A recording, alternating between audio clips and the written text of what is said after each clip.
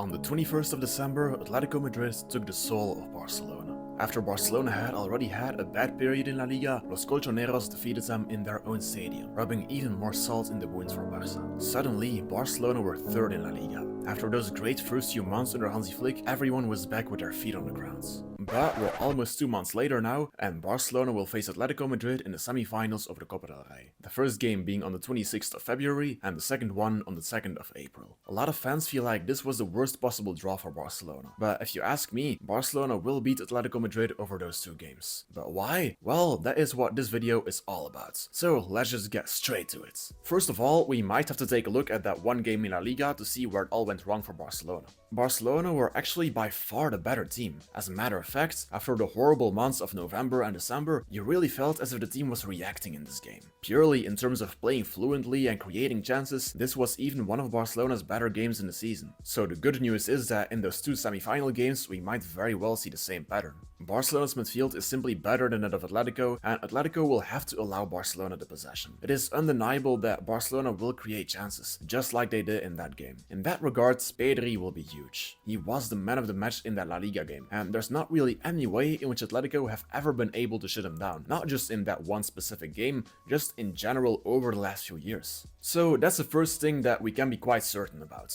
Barcelona will have the possession and they will create chances. The midfield is just way too creative for Atletico to shut down, and the opportunities will come. But creating chances is only the beginning. You also have to finish them, and that is what Barcelona didn't do in that one La Liga game. There were several big opportunities that were missed, and the question is of course, why did Barcelona miss so many chances? And honestly, Barca just had an off day in front of goal. Look at this chance for Rafinha, for example. On a different day, this ball could have perfectly gone in. Football is, for a part, just a matter of luck. And that's something that Barcelona definitely did not have in that game. In fact, if you would play that game again 10 times, then Barcelona would win most of those games. Simply because they were the better team. And that is the interesting part, because now, in these Copa del Rey semi-finals, these two teams will actually face off twice instead of once. That decreases the effect of sheer luck, which is a good thing for Barcelona. So, Barca will probably have the upper hand in both games, just because we're superior in midfield with the likes of Pedri and Marc Asado, which means that Barcelona will create chances, and over these two games, all of those created chances will probably end up in a good amount of goals. And there is another thing that we also need to consider. Barcelona's squad. Back in that game in La Liga, Barcelona had several players out injured, and some were also just not in good form. The biggest name that was not available was Lamine Yamal. If Lamine Yamal would have been available, there is a good chance that it might have become 3-2 instead of 1-2. Lamine is a crucial component in Barcelona's attack to create chances, and Barcelona don't really have a replacement for him. Rafinha can also serve as that left-footed right winger, but he's just not as brilliant as Lamine Yamal. He doesn't create as many chances. Apart from that, Rafinha is also just at his best if he's playing in more of a central role where he can make a lot of runs. And apart from Rafinha, Barcelona don't really have any proper options to replace Lamine Yamal with. Fermin Lopez, Dani Olmo, they can work, but they won't nearly have the same impact. And sure, some people might say that you shouldn't depend on one player, but if you have someone with the class of Lamine Yamal, that is just inevitable. Actually, a lot of Barcelona's great big game wins this season, I'm not sure if they would have happened without Lamine Yamal. The game against Bayern Munich, for example. Lamine Yamal was pivotal for Barcelona there. He didn't score, but he had a brilliant assist for Rafinha, and he was crucial for keeping possession under Bayern Munich's high press. I'm telling you, I'm not sure if Barcelona would have won that game without Lamine Yamal. So if we assume that Lamine Yamal will now be able to play against Atletico in these cup matches, then Barcelona will have a huge asset that they didn't have in that La Liga game. With Lamine Yamal, they will probably create even more chances, so Barcelona won't have a hard time scoring. Possibly, Lamine could even decide the game through one moment of pure individual class. He's got that in his locker. So, long story short, Lamine Yamal changes everything, and his availability massively increases the odds of Barcelona winning both games. But there are a few other players as well who have found their best form again in these last few weeks. Barcelona now, compared to in December, are way more complete of a team. Frenkie de Jong, Gavi, Fermin Lopez, even Ferran Torres. They've built a lot of confidence in the meantime. Back in December, Hansi Flick was still figuring out what the best role was for all of these players. He tried Frenkie de Jong in all possible midfield positions. Nobody was really sure yet where Gavi was going to play. Fermin often played out of position towards the flanks, so consequently, these players didn't really have the opportunity to get some good momentum going. It is when they started having a distinct role in the team that they were really able to become their own best version again. Frenkie de Jong found his old self again throughout January and February as that defensive midfielder in the double pivots. Gavi has proven to be a really good option as that attacking midfielder. Fermin has built a lot of confidence in the recent games against Valencia and Sevilla.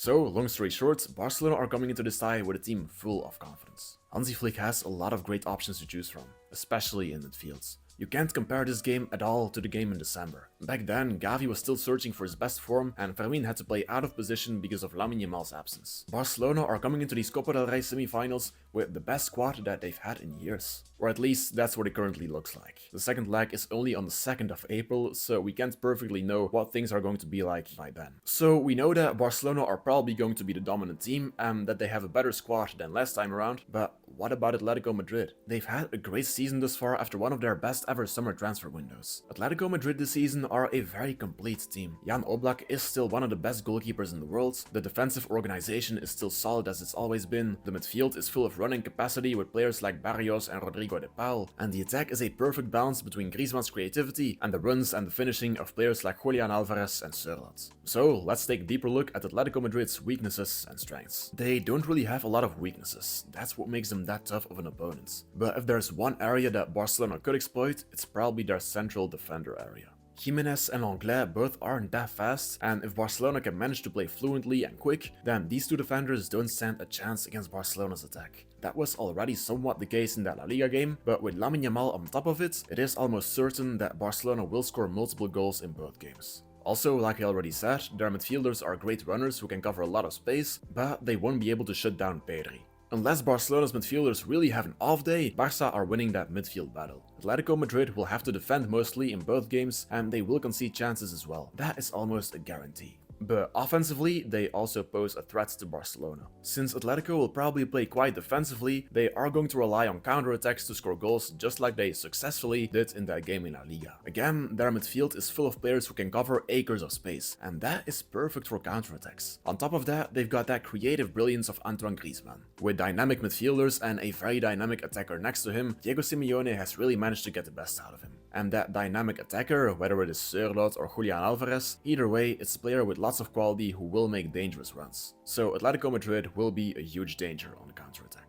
It will be important for Barcelona to apply the offside trap effectively, but even if they do so, Atletico will probably get some goals in over these two games. If Barcelona win, it'll be through outscoring Atletico Madrid rather than through keeping a clean sheet. Lastly, we have to face some key choices that Hansi Flick will have to make during his selection for both games. Even though I'm recording this video in the middle of February, this will probably stay relevant all the way up until the second leg on the 2nd of April. But what are the difficult choices that Hansi Flick will have to make? First of all, there's the center-back dilemma between Araujo and Íñigo Martínez. And honestly, this choice just depends on the form that both players are going to be in. If I were Hansi Flick, I would just go for the defender who's been more convincing in the few weeks before that. Íñigo Martínez might be a less risky option because we know that he's great at applying the offside trap. But by the time the game comes around, Araujo might have settled in that defense. Then there's also the choice between Frenkie de Jong and Marc Casado. Hansi Flick could choose either one as that defensive double pivot midfielder. But maybe against Atletico Madrid, Marc Casado is the best option. Frenkie de Jong might be the best option to create openings in attack, but against Atletico Madrid, Barca probably won't need that if Pedri and Lamine Yamal are already on the pitch. Plus, Casado himself is also one hell of a creative midfielder.